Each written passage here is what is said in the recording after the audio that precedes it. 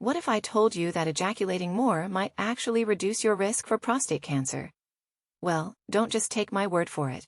Let's dive deep into the science behind this, and if you like my content, make sure you subscribe and hit that notification bell, so you don't miss any of my new videos. So why does this even matter?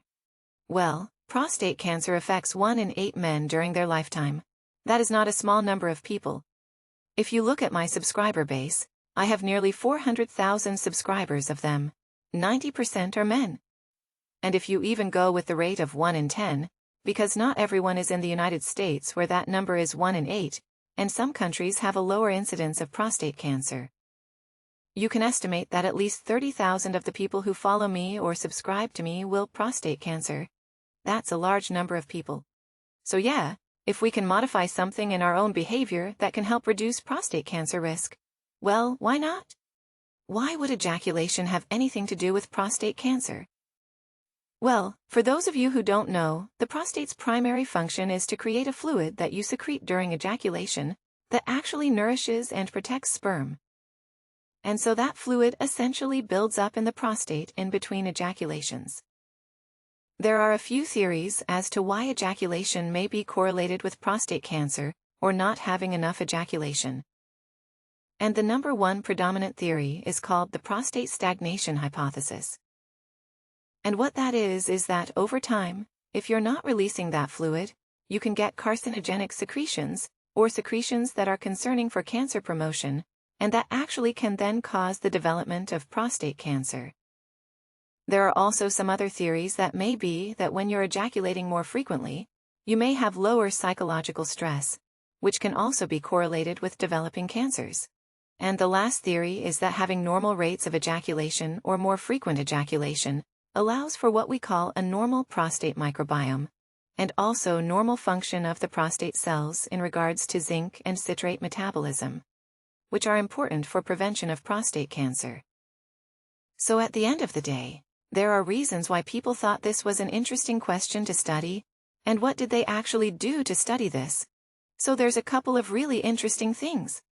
This study was actually a survey done of over 40,000 men in 1992, and they followed these men up until 2010. And why is this important? Well, prostate cancer is a really slow-growing disease. And so what that means is that you have to follow people over greater than 10 years to really see if the thing that you're seeing 10 years prior actually made a difference on their development of prostate cancer. And so they took men and they had them answer a number of different questions. And one of them was about, on average, how many ejaculations did you have per month during these 10 years? And so people had to kind of think back and remember and estimate how often they were ejaculating during that decade of life. And these men were asked to take surveys every other month. They also asked them about their physical activity level, their weight, their smoking history, if they ate processed meat, tomato-based products, alpha-lino acid, if they've ever used a multivitamin, if they had life stressors like divorce going on, and just a number of different questions. So they did try to control for all these factors in the final analysis to determine if ejaculation frequency was indeed correlated with a lower risk of prostate cancer. And one important thing that came out of the study is they actually saw what ejaculation frequency was in this large cohort of men over decades of life. And it was very common to see that ejaculation frequency decreased with age. So when they looked at men who had ejaculated at least 13 times per month, between the decades of 20 to 29, about 57% of men said that they had ejected at least 13 times or greater. But that dropped down to about 32% at the age of 40 to 49. So then when they looked at all the data, they kind of categorized all these men into different categories, and those that ejected 0 to 3 times, there were very few men that fell into that category. So they didn't use that as their comparison. And so they then compared those who ejected 21 times or more to those who adopted 4 to 7 times per month. I mean, 21 times is a lot. That's like 5 or more times a week to ejaculate, right? That's a lot of time to ejaculate. And so by the time they looked at all this data, these men were on average about 59 years of age, and they saw that the men who ejaculated between the ages of 20 to 29 and 40 to 49, who ejaculated 21 times or more, compared to those who 4 to 7 times, had a 20% less likelihood of getting a low-risk prostate cancer. This wasn't true for high-risk prostate cancer, or more aggressive prostate cancers with metastasis. But certainly a low-risk prostate cancer, they were 20% less likely to get this diagnosis.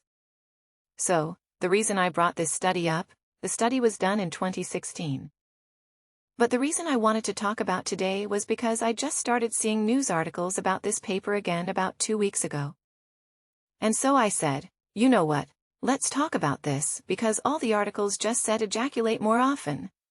So, is that what you really should do? Well, I think you have to look at these studies critically, and this was a really well-designed study. They followed people for a long period of time. They had really an excellent team of researchers and statisticians, and they controlled for a lot of different factors that might also be causing a lower risk of prostate cancer. But you have to think about it. Those who are ejaculating 21 times or more every month are probably either a different type of person altogether than someone who's ejaculating 4 to 7 times. They might be more physically active or more physically fit, so they're having more intercourse more often. So I think the real question is, should you start ejaculating more often based on the data of this study? Well, I would say that while this is a really well-done study, and they controlled for a lot of factors like physical activity, stress, food intake, carcinogens in food, lots of things like that, it's still not 100% sure or clear to me that we should be prescribing all men to ejaculate 21 times a month so that they don't get prostate cancer. I think it's an important question. I think that if you are ejaculating very often, I think that's not a bad thing, and you can certainly continue to do that. And if you're holding back because you think it's bad for you, well, probably it's not bad for you, and you can go ahead and ejaculate more often. But when I tell you, you have to do it to the detriment of your social life and physical functioning, and everything else that you do normally during the course of a month. No, I don't think so. So, I hope this is interesting to you all. I thought it was interesting, and so I wanted to share it with you guys. Thank you so much for watching.